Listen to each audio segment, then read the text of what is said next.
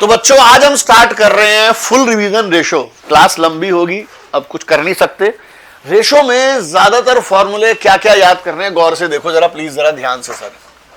ये मैं करवा रहा हूं रेशो एनालिसिस, आपको स्टेप बाय स्टेप बताते हैं। सबसे पहले balance sheet sir. Balance sheet में है fixed assets, investments, current assets, ठीक है जी। Equity, debt, current liability. कुछ चीजें हमें पहले से पता है। फिक्स्ड एसेट्स क्या होती है, सबको मालूम है। इन्वेस्टमेंट क्या होती है, सबको मालूम है। करंट असेट्स क्या होती है, करंट लायबिलिटीज क्या होती है। इक्विटी क्या होती है, इक्विटी का मतलब होता है शेयर होल्डर्स फंड, मालिकों का पैसा। क्या होता है, शेयर होल्डर्स फंड। उसमें आता है equity share capital plus preference share capital plus reserve and surplus. क्या क्या होता है, equity share capital plus preference share capital plus reserve and surplus.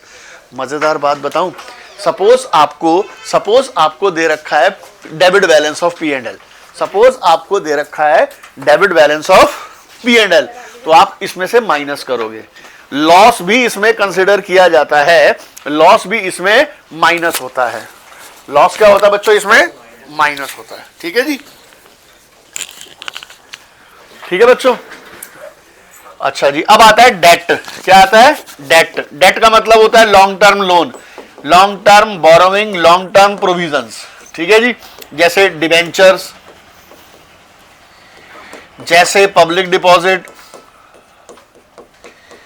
जैसे सिक्योर्ड लोन, अनसिक्योर्ड लोन, ये आता है।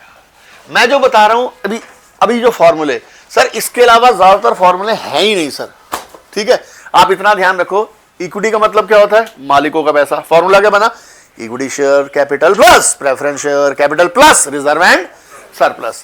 डेट का मतलब क्या होता है, long term borrowing, long term provisions, ठीक है। अच्छा, अब टोटल डेट का मतलब क्या होता है, देखो टोटल डेट का मतलब होता है टोटल उधार।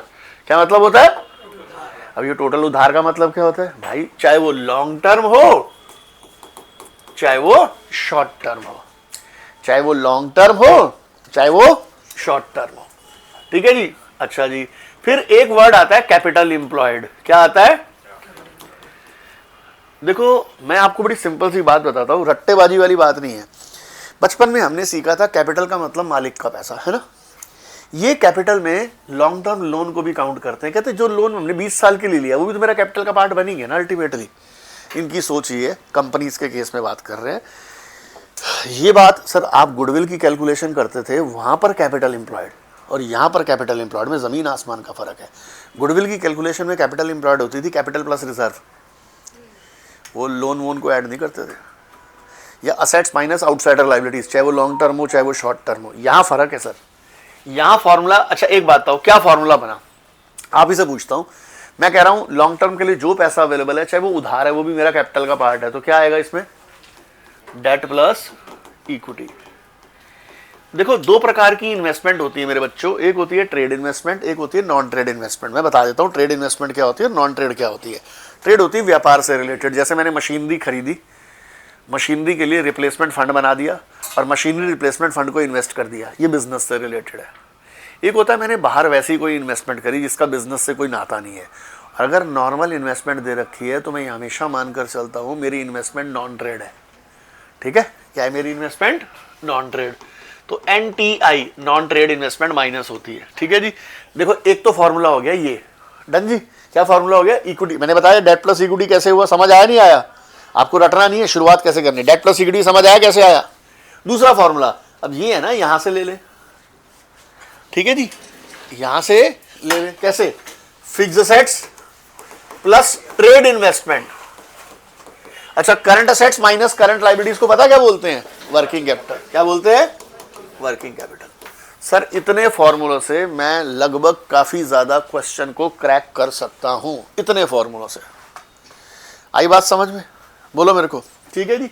अच्छा जी, आगे चलते हैं सर। सर सबसे पहले हमारी जो रेशो आएगी वो रेशो है करंट रेशो। क्या रेशो है, देखो करंट रेशो का फॉर्मूला है current assets upon current liability, ठीक है। Current assets exclude, current assets में से क्या एक्सक्लूड किया जाता है, stores and spare parts, loose tools, ठीक है जी। दूसरी होती है लिक्विड रेशो। क्या होती है? Liquid ratio. लिक्विड रेशो का फॉर्मूला क्या है? Liquid assets upon current liabilities. Liquid assets is equal to current assets minus stock minus prepaid expenses, ठीक है। इसकी आइडियल रेशो है 2:1 और इसकी आइडियल रेशो है 1:1। सर मैं साथ साथ याद कराऊंगा। करंट रेशो का फॉर्मूला, लिक्विड रेशो का फॉर्मूला, करंट असेट्स में से कौन सी दो असेट्स घटा दे कि लिक्विड असेट्स आ जाएगी? स्टॉक और प्रीपेड एक्सपेंसेस। लीजिए सर, अब सबसे पहले मैं आपको, ज्यादा क्वेश्चन नहीं करने सर हमने, प्लीज ज्यादा नहीं करने। क्वेश्चन नंबर 1, ठीक है जी, कह रहा है calculate current ratio. Calculate current ratio, formula लिख दूंगा करंट असेट्स अपॉन। सर मैं वन शॉट रिवीजन बना रहा हूं तो इसलिए थोड़ा शॉर्टकट में लिख रहा हूं। आपने सीए लिख दिया तो आपके लिए दिक्कत हो जाएगी, आपको फुल फॉर्म लिखनी है, यहां ये परेशानी आपको रहेगी, ठीक है। देखिए जी, बुक पढ़िए सर। सबसे पहले equity share capital current assets current liability किसी में आता है? नहीं। इन्वेंट्री किस में आता है? करंट असेट्स में। Question number first, TS Grewal, page number 4.112, ये आ गया 1 लाख रुपए। अगला है ट्रेड रिसीवेबल, ये भी करंट असेट्स है, ये आ गया 1,20,000 रुपए। अगला है एडवांस टैक्स, कितना? 24,000 रुपए, ठीक है जी। अगला है कैश एंड कैश इक्विवेलेंट, कितना? 56,000 रुपए। अगला है ट्रेड पेबल करंट लायबिलिटी, कितना? 60,000 रुपए। अगला है शॉर्ट टर्म बोरोइंग, 40,000 रुपए। ये आ गया 3 lakh upon 1 lakh. Answer is 3:1। Answer is 3:1, ठीक है। नोट करने के लिए आपको टाइम दे देंगे, भी रुक जाइए। क्वेश्चन नंबर 2, आप क्वेश्चन नंबर 2 की शक्ल देखें सर। कई बार क्या होता है, फॉर्मूला कौन सा पुट करें ये समझ ही नहीं आता हमारे को यार। अब क्वेश्चन नंबर 2 देखते हैं। Total assets, page number 4.112। Total assets, fixed tangible assets, share holder fund, non current investment. इसमें तो पूरी बैलेंस शीट दे दी, इसमें तो पूरी बैलेंस शीट दे दी। पूरा दिक्कत हो जाएगी, दिक्कत हो जाएगी। किसी के साथ बैठ जाओ बेटा प्लीज, ठीक है। बैलेंस शीट में कितनी लायबिलिटीज होती हैं? 3, बताना कौन कौन सी? Equity, debt, current liability, assets, fixed, investments, current assets, ठीक है जी। सबसे पहले टोटल असेट्स है 20 लाख, ये 20 लाख है तो ये भी कितना हो जाएगा? 20 lakh. Fixed assets 10 lakh, share holder fund 12,80,000, non current liability यानी debt 5,20,000, non current investment 6 lakh. ये 16, ये 20, तो ये कितना बच गया? 4। ये 18, ये 20, तो ये कितना बच गया? 2। Current assets upon current liability कितना हो गया? ये भी क्वेश्चन है, इसी टाइप के आते हैं सर। करंट रेशो का formula, current assets upon current assets में क्या क्या नहीं आता? स्टोर्स एंड स्पेयर पार्ट्स, और ठीक है जी। और आइडियल रेशो 2:1। लिक्विड रेशो का formula liquid assets upon current liability. 2 चीजें छोड़ दो करंट असेट्स में से, स्टॉक और प्रीपेड एक्सपेंस, तो क्या आ जाएगा? Liquid assets. Question number 3, 4-5 question करते हैं। कह रहे हैं फर्म की करंट असेट्स है 4.5 लाख। करंट असेट्स कितनी है? 4.5 लाख। करंट लायबिलिटी कितनी है? 2 lakh. Afterwards it's purchase goods on credit. भाइयों इन्होंने गुड्स उधार खरीदे, तो आप मुझे बताओ करंट असेट्स पर कोई फर्क पड़ेगा? तो मेरे बच्चे गुड्स आ रहे हैं, गुड्स को फेंक दे नाले में, गुड्स करंट असेट्स नहीं है क्या? तो गुड्स पर फर्क पड़ेगा। हाँ जी। ये बढ़ा किस फॉर्म में बढ़ा? इन्वेंट्री की फॉर्म में। और उधार करंट लायबिलिटीज क्रेडिटर की फॉर्म में, दोनों बढ़ गए। तो नई करंट असेट्स कितनी होगी? 480, और नई करंट लायबिलिटी कितनी होगी? 230। इसे कहते हैं रिवाइज्ड करंट रेशो। जो भी आना है आ जाएगा, मुश्किल है क्या ये? अच्छा जी, 4th क्वेश्चन, शक्ल देखिए 4th क्वेश्चन की। Working capital, total date, non current liability. समझ नहीं आ रही क्या करें। टोटल डेट का मतलब क्या होता है? टोटल डेट मैंने बताया, टोटल डेट का मतलब होता है long term plus short term उधार, यानी डेट प्लस करंट लायबिलिटी। ये 27 है। अब क्या कह रहा है? नॉन करंट लायबिलिटी 24 है, तो करंट लायबिलिटी कितनी आ गई? 3 लाख। वर्किंग कैपिटल का फॉर्मूला क्या होता है? Current assets minus working capital कितनी है? 6 लाख। करंट असेट्स पता नहीं, करंट लायबिलिटी कितनी है? 3 लाख। तो करंट असेट्स कितनी आ गई? 9 lakh. Current assets 9 lakh, current liability 3 lakh, answer 3:1। ये कोई क्वेश्चन है क्या यार? बताइए सर, समझ आ रहे नहीं आ रहे? ठीक है जी। ऐसे वर्किंग कैपिटल करंट असेट से रिलेटेड कुछ आते हैं। क्वेश्चन नंबर 12 देखिए अब सर, कौन सा question? Question number 12। Ratio of current assets to current liability 1.5:1 है। कह रहा है current assets at present 3 lakh है और current liability at present 2 lakh है। करंट असेट्स कितनी है? 3 लाख। करंट लायबिलिटीज है 2 लाख और करंट रेशियो कितनी आ रही है? 1.5। Accountant is interested in maintaining the current ratio 2:1। Accountant के दिल की तमन्ना 2:1 की करंट रेशियो आइडियल रेशियो हो जाए, हो जाएगी by making some payment to current liabilities. तो कह रहा है कितनी करंट लायबिलिटीज पे करूं कि दिल की तमन्ना पूरी हो जाए? Let current liability paid be X. ठीक है जी। हमारी करंट रेशियो कितनी हम चाहते हैं? 2:1। अगर आप करंट असेट्स लायबिलिटीज की पेमेंट करते हो तो करंट असेट्स पर कुछ फर्क पड़ता है? दिनेश सर, पेमेंट तो कैश में ही करेंगे, तो कैश तो कम होगा ही होगा। तो एक्स इधर माइनस और एक्स इधर माइनस, एक्स को सॉल्व किया 1 लाख आ गया। बड़ा फेवरेट क्वेश्चन था, आपके स्कूलों में आता था। अब आएगा नहीं आएगा हमें मालूम नहीं है।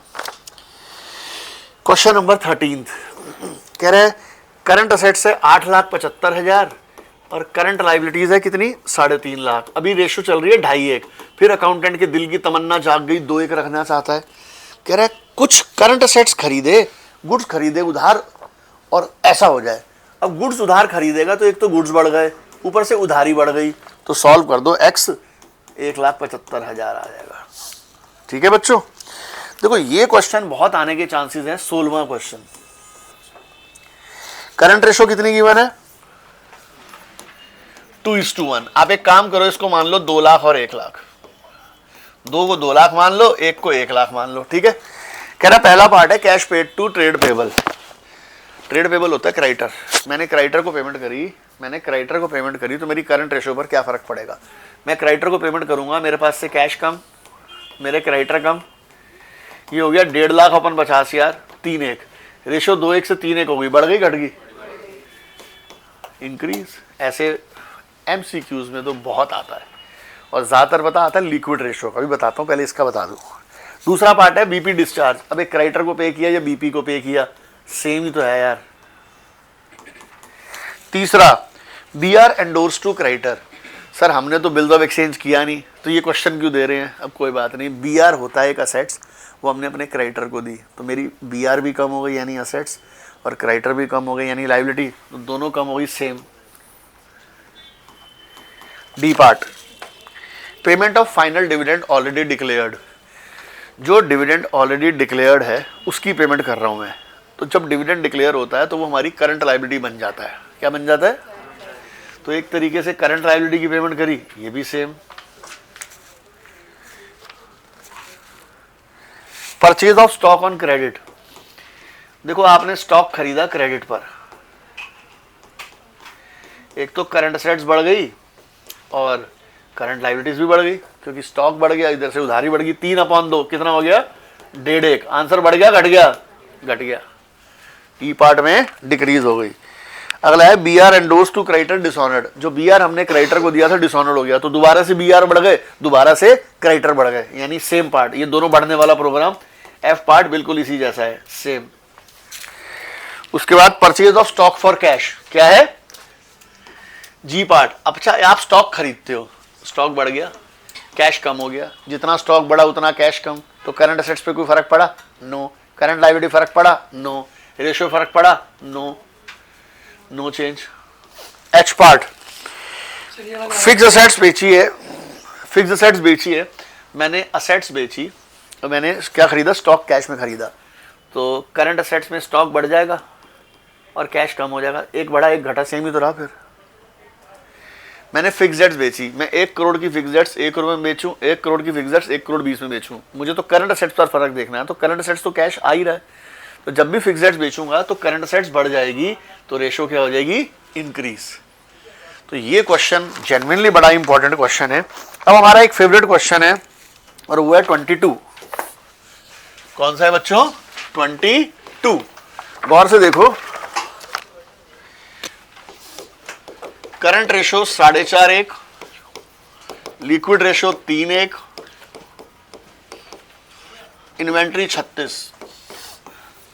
बीइंग अ टीचर बिना पेन उठाए अगर मुझे आंसर निकालना है, मेरे को ये रटा हुआ क्वेश्चन, इस टाइप का क्वेश्चन, इस कैटेगरी का, करंट रेशो गिवन है, लिक्विड रेशो गिवन है और स्टॉक गिवन है। करंट रेशो और लिक्विड रेशो का डिफरेंस बताना कितना हो गया। 36,000 को 1.5 से डिवाइड किया, आ गया 24,000। पर मैं ऐसे नहीं कर सकता ना, मुझे पूरा निकालना पड़ेगा। करंट रेशो का फॉर्मूला करंट असेट्स अपॉन ये 4.5/1 is equal to current assets upon current liability. Current assets कितनी आ गई, 4.5 करंट लायबिलिटी। लिक्विड रेशो का formula liquid assets upon current liability, 3/1 is equal to liquid assets upon current liability. Liquid assets is equal to 3 current liability. Current assets में से stock minus कर दो तो क्या आ जाता है, liquid assets. I am assuming there are no prepaid expenses, क्योंकि क्वेश्चन में उसकी कोई इन्फॉर्मेशन नहीं है। करंट असेट्स कितनी ले ली, 4.5 करंट लायबिलिटी। स्टॉक कितना है, 36,000। लिक्विड रेशो कितनी है, 3 करंट लायबिलिटी। ये 3 इधर हो गया 1.5, तो करंट लायबिलिटी हो गया 36,000 अपॉन 1.5। ये तो मैंने पहले ही बता दिया था आपको, 24,000। बोलो सर। अच्छा जी, अब आता है 29th क्वेश्चन। ये आजकल बड़ा हॉट क्वेश्चन है, पेपर में इसका क्वेश्चन देख ही रहा हूं मैं। लिक्विड रेशो का फॉर्मूला होता है liquid assets upon current liability 2:1, 2 lakh 1 lakh मान लो। ए पार्ट, ध्यान रखना लिक्विड असेट्स में स्टॉक नहीं आता। कह रहा है गुड्स खरीदे कैश में, गुड्स खरीदने से फर्क पड़ेगा नहीं, कैश जाने से फर्क पड़ेगा। ये हो गया 1.5/1, रेशो क्या हो गई, डिक्रीज। फिर कह रहा है purchase of goods on credit, goods खरीदे उधार, गुड्स तो आएंगे नहीं, उधार का फर्क पड़ गया 1 लाख। रेशो पहले कितनी थी, 2:1, अब होगी 1:1, डिक्रीज हो गई।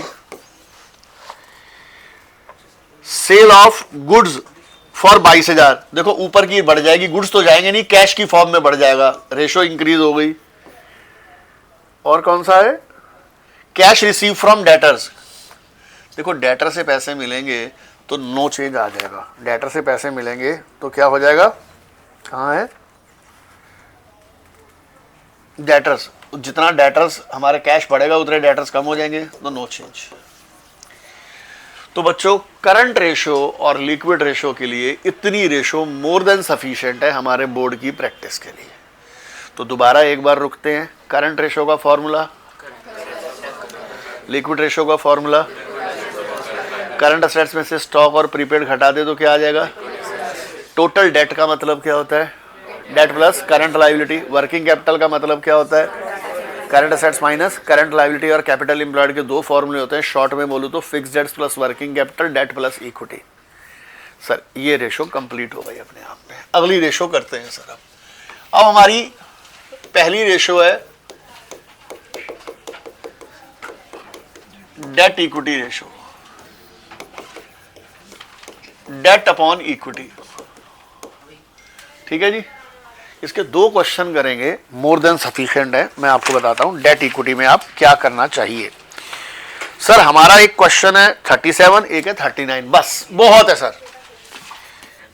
37 गौर से देखो, टोटल असेट्स गिवन है, टोटल डेट गिवन है, करंट लायबिलिटी गिवन है। मैंने बैलेंस शीट बना दी सर, मुझे रटने की जरूरत नहीं है सर।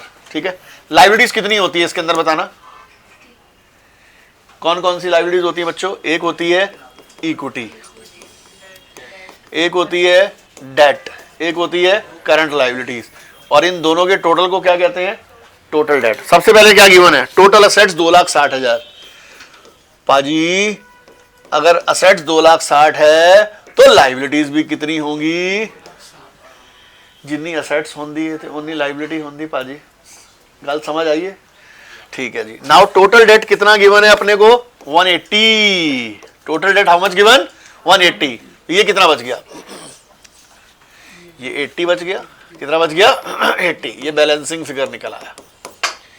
ठीक है, उसके बाद क्या गिवन है, उसके बाद गिवन है करंट लायबिलिटीज 20, ये गिवन है 20, तो ये 180 ये 20, तो ये कितना हो गया 160।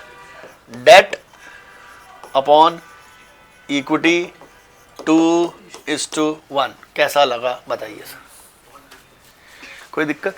ठीक है जी। क्वेश्चन नंबर 39 कह रहा है equity share capital, preference share capital, general reserve, surplus, debenture, current liabilities.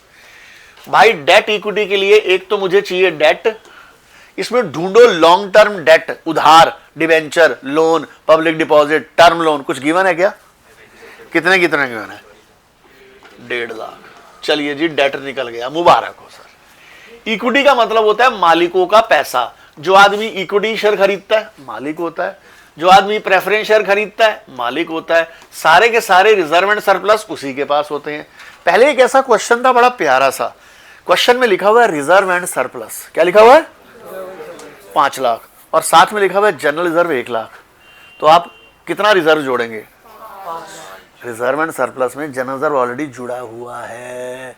Reserve and surplus का मतलब टोटल ऑफ ऑल रिजर्व होता है। ठीक है, इस केस में अलग अलग दे रखे हैं। इक्विटी शेयर कैपिटल कितनी है? 2 लाख। प्रेफरेंस शेयर कैपिटल कितनी है? 1 लाख। जनरल रिजर्व कितना है? 90,000। सरप्लस कितना है? 40,000। 3 90 4,30,000। तो निकाल देंगे डेट अपॉन इक्विटी। बहुत सर, हमने 2 फॉर्मूले पहले किए थे, अब हम करा डेट इक्विटी। डेट इक्विटी का फॉर्मूला क्या होता है? डेट अपॉन, डेट आपको पता है लोन्स, इक्विटी आपको पता है। चलिए जी, अब आते हैं टोटल असेट्स टू डेट। ये हमारी चौथी रेशो आ रही है, टोटल असेट्स टू डेट। क्या फॉर्मूला होता है बच्चों? Total assets upon debt. ठीक है जी, टोटल असेट्स अपॉन डेट। अच्छा जी,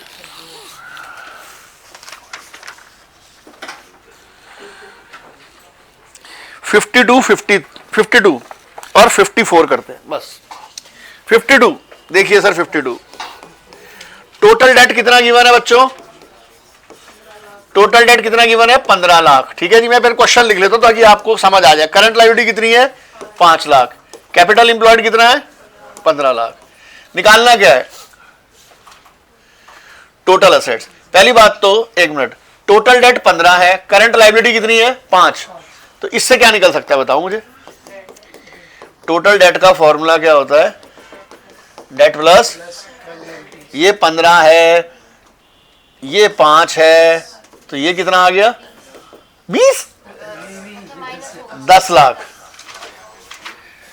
हमारे यहां बच्चे बड़े होशियार है, 20 लाख कह रहे हैं सर। चलिए मुबारक हो। कैपिटल इंप्लॉयड का डेट से रिलेटेड कोई फॉर्मूला है? जी हां, क्या फॉर्मूला था? Debt plus equity. Debt plus, और दूसरा क्या होता है? Fixed debts plus working capital. Capital employed कितना है? 15 लाख। डेट कितने हैं? 10 लाख। तो इक्विटी कितनी आ गई? सर एक बैलेंस शीट बनाते हैं, यहां क्या आता है? Equity, debt, current liability. पाजी इक्विटी कितनी? 5 लाख। डेट कितने? 10 लाख। करंट लायबिलिटी कितनी? 5 लाख। टोटल कितना? 20 लाख।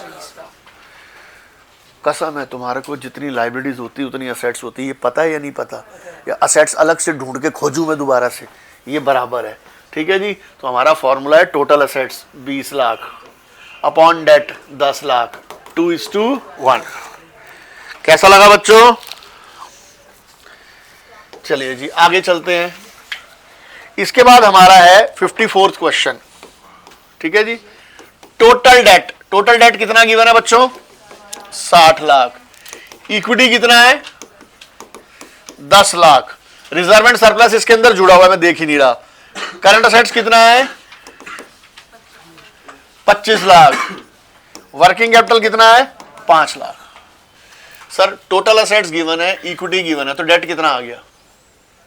अगर टोटल डेट गिवन है, अच्छा रुक जाओ। सर एक बात बताइए, वर्किंग कैपिटल का formula current assets minus current liability. Working capital कितना है भैया 5 लाख और करंट असेट्स कितना है 25 लाख, तो करंट लायबिलिटी कितना आ गया 20 लाख। ठीक है जी। टोटल डेट का फॉर्मूला क्या है, debt plus current liability. Total debt कितने हैं 60 लाख, डेट कितने हैं पता नहीं, करंट लायबिलिटी कितनी है 20 लाख, तो डेट कितने आ गए 40 लाख। डेट कितने आ गए। अब बैलेंस शीट में इक्विटी कितनी है बताना 10 लाख, डेट कितने हैं 40 लाख, करंट लायबिलिटी कितनी है 20 लाख, टोटल कितना हो गया 70। अगर असेट्स लायबिलिटी 70 है तो असेट्स कितनी है 70, तो 70/40 7:4। ठीक है, ये फॉर्मूला भी हो गया। अब हमारा 4 हुए फॉर्मूले 5 हुए 4, 5वां प्रोप्राइटरी रेशो। यार वैसे एक बात बताऊं, प्रोप्राइटर का मतलब होता है मालिक, और ये हम सोल प्रोप्राइटर वर्ड, जो सोल प्रोप्राइटर वर्ड है हम किससे निकाल के रखते हैं, सोल प्रोप्राइटर वर्ड ये हमारा चलता है मतलब single person as a owner में। कंपनी में प्रोप्राइटर कौन होता है, जिसके पास शेयर्स होते हैं, जिसके पास शेयर्स होते हैं।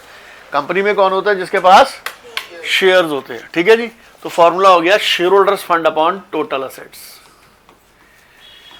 आउट ऑफ टोटल असेट्स मालिकों का कितना पैसा है, ये जानने के लिए प्रोप्राइटरी रेशो निकाली गई है। इसके भी 2 क्वेश्चन करते हैं सर। आप देखिए 60 और 61, ये लीजिए आप ढूंढ के बताइए। क्वेश्चन नंबर 60 में प्रोप्राइटर मालिक कितने हैं। इक्विटी शेयर कैपिटल मालिक होते हैं, हाँ जी। प्रेफरेंस शेयर कैपिटल मालिक होते हैं, हाँ जी। रिजर्व एंड सरप्लस मालिक होते हैं, हाँ जी।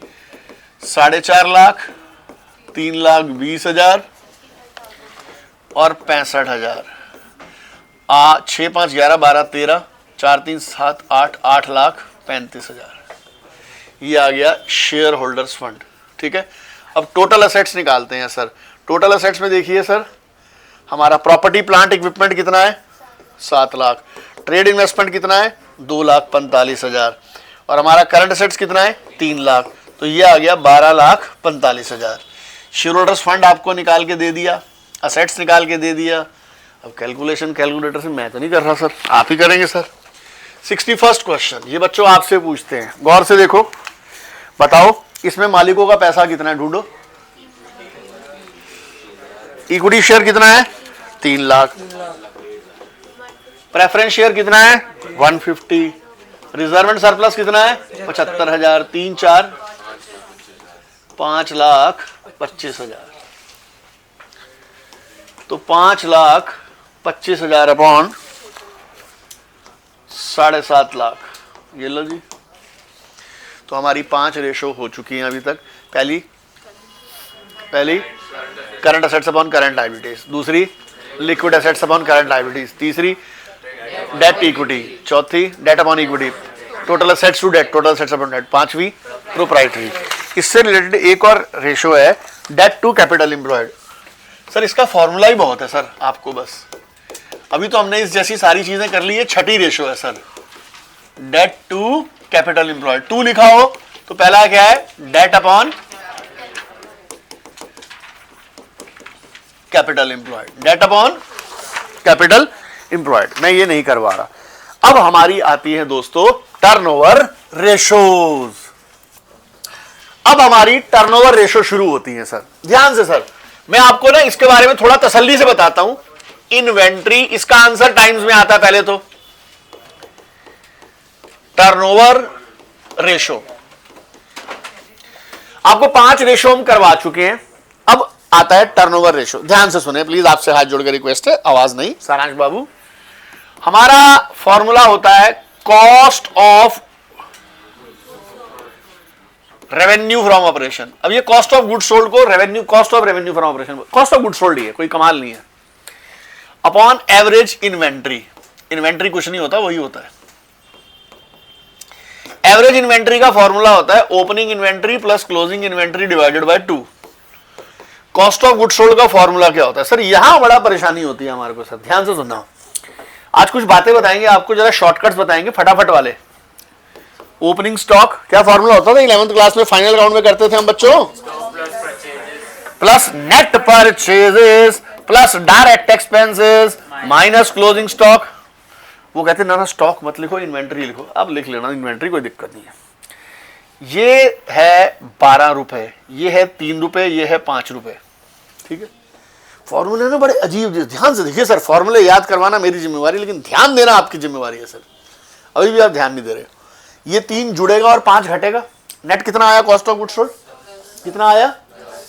10। अल्टीमेटली जितना क्लोजिंग स्टॉक ज्यादा है माइनस होता है प्लस होता है? माइनस। मैं नेट लेना चाहता हूं ना, 3 और 5 का नेट डिफरेंस कितना है? 2 रुपए। 2 रुपए अल्टीमेटली माइनस हुआ है ना। तो इसका फॉर्मूला ये भी बन सकता है, net purchase plus direct expense minus, ध्यान से सुनना, excess of closing stock over opening stock. क्या फॉर्मूला बन जाएगा? Excess of closing over opening. इसे ये भी लिख सकता हूं, और इंक्रीज इन स्टॉक। अगर क्लोजिंग स्टॉक ज्यादा है तो माइनस होता है, और ओपनिंग स्टॉक ज्यादा है तो प्लस होता है। तो आप देख लो, ओपनिंग स्टॉक प्लस हो रहा है, क्लोजिंग माइनस हो रहा है। तो मैं बोलता हूं एक्सेस ऑफ क्लोजिंग स्टॉक, तो प्लस होगा minus, minus. Increase in stock मतलब क्लोजिंग स्टॉक ज्यादा है, तो क्या होगा? माइनस। इसका दूसरा फॉर्मूला क्या है? Net purchase plus direct expense plus excess of opening stock over closing stock. क्या? एक्सेस ऑफ ओपनिंग स्टॉक और डिक्रीज इन स्टॉक। अब हमारे पास कभी कॉस्ट गिवन होती है तो परसेंटेज सेल्स पर होती है, कभी सेल्स गिवन होती है तो परसेंटेज कॉस्ट पर होती है। मैं आपको थोड़ी सी हेल्प करना चाहता हूं। सेल्स गिवन है 4 लाख, अगर जीपी है 1/4 ऑफ सेल्स, फिर तो सीधा सीधा लगा लेंगे, फिर तो कोई कमाल मैंने भी नहीं बता दिया। जीपी है 1/4 ऑफ कॉस्ट, यानी 25% ऑफ कॉस्ट। देखो मैथमेटिकली एक फॉर्मूला है, ध्यान से, मैंने अभी तक बताया नहीं था आपको, अब बताना चाहता हूं shortcut. 1/4 of cost 1/5 of sales, 1/5 of cost 1/6 of sales, 1/6 of cost 1/7 of sales. Cost से सेल्स में आएंगे, अगर ऊपर 1 है तो नीचे डिनोमिनेटर बढ़ा दो 1, सेल्स से कॉस्ट में आएंगे तो घटा दो। अब ये कह रहा है 1/4 ऑफ कॉस्ट। 1/4 ऑफ कॉस्ट किसके बराबर होता है? मुझे सेल्स गिवन है तो सेल्स का 1/5 और कॉस्ट का 1/4 एक बराबर है। मेरे को गिवन सेल्स, तो मैं क्या लूंगा? 1/4 लूंगा, 1/5 लूंगा। 1/5 कितना आ गया? 80। कॉस्ट ऑफ गुड्स सोल्ड कितनी आ गई? 320। ठीक है जी, और लेते हैं। सेल्स गिवन है 2 lakh, GP 33, 1/3% of cost, 1/3 of cost. क्या किसके बराबर होगा? तो 1/4 निकालो, इसका कितना हो गया? 50,000। कॉस्ट ऑफ गुड्स सोल्ड कितनी आ गई? 1.5 लाख। उल्टा लेते हैं, कॉस्ट गिवन है 4 लाख, GP 20% of sales, 1/5 of sales. Cost में एक कम हो जाएगा, 1/5 ऑफ सेल्स, 1/4 ऑफ कॉस्ट। 1/4 लगाओ, इसका कितना हो गया? 1 लाख। इसमें जोड़ देंगे, सेल्स आ गई कितनी? 5 लाख। तो ये जो एक्स मानने की परंपराएं हैं, अब इनको भाड़ में भेजो सर, इसमें एक्स मानने की कोई जरूरत नहीं है। ये शॉर्टकट बताया, ठीक है। अब आता है हमारे 1-2 क्वेश्चन कराते हैं बच्चों, ठीक है जी, गौर से देखिए सर। सबसे पहले क्वेश्चन नंबर 81, ठीक है जी। कह रहा है ओपनिंग इन्वेंट्री है 50,000, परचेज है 3,90,000, रेवेन्यू फ्रॉम ऑपरेशन सेल्स है 6 लाख, जीपी है 30%। सर ये तो लिखा ही नहीं हुआ जीपी किस पर है। तो दोस्तों GP is always on sales. अगर कुछ नहीं कह रखा तो जीपी हमेशा किस पर होगा? सेल्स पर। हमें सेल्स गिवन है 6 लाख, ठीक है जी, जीपी है 30%। 30% कितना हो गया बताओ? 1,80,000। कॉस्ट ऑफ गुड्स सोल्ड हो गया 4,20,000। कॉस्ट ऑफ गुड्स सोल्ड कितना हो गया? 4,20,000। कोई दिक्कत है? ठीक है जी।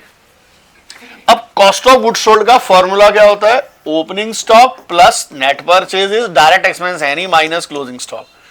कॉस्ट ऑफ गुड्स सोल्ड हो गया 420, ओपनिंग स्टॉक कितना है 50,000, नेट परचेज कितना है 390 माइनस क्लोजिंग स्टॉक, ये 440 3 4 20, 2 हो गया 20,000। देखो कॉस्ट ऑफ गुड्स सोल्ड तो मेरे पास है, एवरेज इन्वेंट्री का फॉर्मूला होता है ओपनिंग 50 क्लोजिंग 20, 70/2 कितना हो गया बच्चों 35। तो इन्वेंट्री टर्नओवर रेशो आ गया 4,20,000 अपॉन 35, ये हो गया 12 टाइम्स। क्या हो गया 12 टाइम्स। कैसा लगा सर आपको? देखो दोस्तों अब आप करेंगे 85 86 87। चलो 5 मिनट का ब्रेक है आपके लिए। 85 86 87 आप खुद करेंगे सर। हाँ जी बच्चों, आपको 3 क्वेश्चन दिए थे, मैंने कौन कौन से दिए थे? 85 पहले तो ठीक है जी, लीजिए। रेवेन्यू फ्रॉम ऑपरेशन गिवन है, ग्रॉस प्रॉफिट गिवन है, तो दोनों को माइनस कर दो, कॉस्ट ऑफ गुड्स सोल्ड आ गया 3 लाख रुपए। ठीक है जी। क्लोजिंग इन्वेंट्री है हमारी 120, कह रहा है क्लोजिंग ओपनिंग से, सर आवाज नहीं, क्लोजिंग ओपनिंग से 40 ज्यादा है। मेरे पास तुम्हारे से 40,000 ज्यादा पड़े हैं, तो तुम्हारे पास मेरे से 40,000 कम पड़े हैं। तो अगर क्लोजिंग इतना है तो ओपनिंग कितना हो गया 80, तो एवरेज कितना हो गया 1 लाख। तो इन्वेंट्री टर्नओवर रेशो कितना हो गया 3 लाख अपॉन 1 लाख, 3 टाइम्स। ठीक है जी। उसके बाद कौन सा है? टोटल सेल्स गिवन है 10 लाख, सेल्स रिटर्न है 1 लाख, तो नेट सेल्स कितना आ गया 9 लाख। नेट सेल्स में से जीपी माइनस करो, कितना आ गया 7,20,000। अच्छा जी, क्लोजिंग स्टॉक कितना है 2 लाख, ओपनिंग उससे 40, ओपनिंग से ये 40 ज्यादा, तो ओपनिंग 40 कम हो गया 160, 360 अपॉन 2 कितना हो गया है 180 आ गया average. Cost of goods sold upon average inventory 4 times. कैसा लगा? इसी टाइप का क्वेश्चन आ सकता है, और क्या आ जाना। ये लो जी, ध्यान से सुनो सर। अगला क्वेश्चन है 87। सर इन्वेंट्री टर्नओवर रेशो का फॉर्मूला होता है कॉस्ट ऑफ गुड्स सोल्ड या cost of revenue from operation upon average inventory. Inventory turnover ratio कितनी है 8 times, cost of goods sold कितनी है 2 लाख, तो एवरेज इन्वेंट्री कितनी है 25,000। कितनी है? कह रहा closing inventory is 1.5 times than of the beginning. मैं आपको एक बड़ी मजेदार बताता हूं, इसमें 3 लैंग्वेजेस हैं मेरे भाइयों। एक लैंग्वेज पहले थी तो बच्चे बहुत कंफ्यूज होते थे। अगर लिखा है closing inventory is 1.5 times, opening x है तो क्लोजिंग कितनी हो जाएगी 1.5x। अगर मैं बोलूं क्लोजिंग इन्वेंट्री इज 1.5 टाइम्स, तो ओपनिंग x तो क्लोजिंग कितनी होगी 1.5x। Closing inventory is 1.5 times more, ये मोर ने एक x बढ़ा दिया। ओपनिंग अगर x है तो क्लोजिंग है 2.5x। यहां बच्चे गलती कर जाते हैं। और अगर ये बोले क्लोजिंग इन्वेंट्री इज 4,000 मोर, तो ओपनिंग अगर x है तो क्लोजिंग x प्लस 4,000 है। बताओ सर समझ आया नहीं आया? ठीक है, अब हम इसको सॉल्व कर देंगे सर, आपके हाथों से करवाएंगे आज तो। एवरेज इन्वेंट्री का formula opening plus closing upon 2, average है 25,000, ओपनिंग है x, क्लोजिंग है 1.5x अपॉन 2। सॉल्व करो सर, क्या दिक्कत? तो ये हमारी इन्वेंट्री टर्नओवर रेशो कंप्लीट हो गई सर। अब हम लेते हैं trade receivable turnover ratio.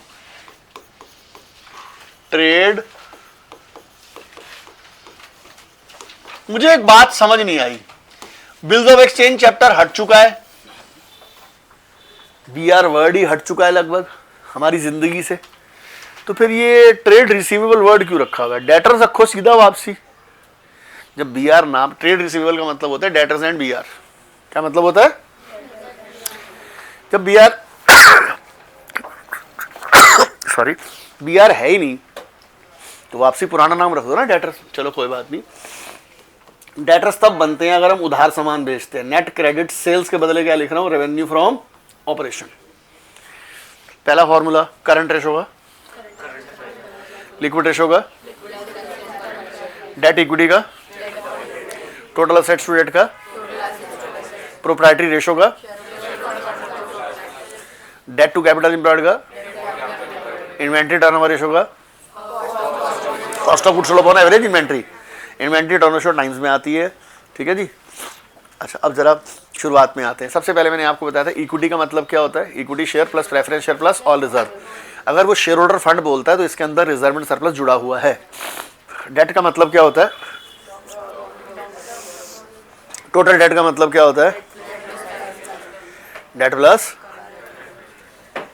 Current liabilities. और कैपिटल एम्प्लॉयड का फॉर्मूला, इतना ही तो कराया, कौन सा लंबा चौड़ा है। हमने हवा बना रखा है रेशो का, आज वो पूरा हवा उतार के जाएंगे ऐसी की तैसी। Net credit revenue from operation upon average trade receivable. देखो एवरेज ट्रेड रिसीवेबल का फॉर्मूला था opening debtors and BR plus closing debtors and BR upon 2। Ignore provision for doubtful debt, ये ध्यान रख लेना। प्रोविजन एक एस्टिमेटेड अमाउंट है, इसका मेरा कोई कनेक्शन नहीं है इस रेशो से। Ignore provision for doubtful debt. Opening debtors and BR plus closing debtors and BR divided by 2। और अगर सिर्फ क्लोजिंग बैलेंस गिवन हो तो closing debtor plus closing BR 2 से डिवाइड नहीं होगा। 2 से तब डिवाइड होगा जब 2 डिफरेंट पीरियड के बैलेंस गिवन होंगे। ठीक है बच्चों। अच्छा जी, अब इन्वेंट्री टर्नओवर रेशो हो गई, तो अब डेटा टर्नओवर रेशो में सबसे पहला फॉर्मूला 97th करेंगे, फिर 99th करते हैं। 97th फिर करेंगे 99th। ठीक है जी, मैं आपको बता देता हूँ एजेंडे में कौन कौन से हैं। 97th, 99th और 107। ये 3 क्वेश्चन सर। पहले आपको 5 मिनट का टाइम दिया, आप टाइम आ रही है सर। एक बात ध्यान रखना बच्चों, अगर आरएफओ लिखा है रेवेन्यू फ्रॉम ऑपरेशन तो इसका मतलब ही नेट सेल्स होता है, तो सेल्स रिटर्न माइनस करने की जरूरत नहीं होती इस केस में। तो हाँ जी सर, अब आपको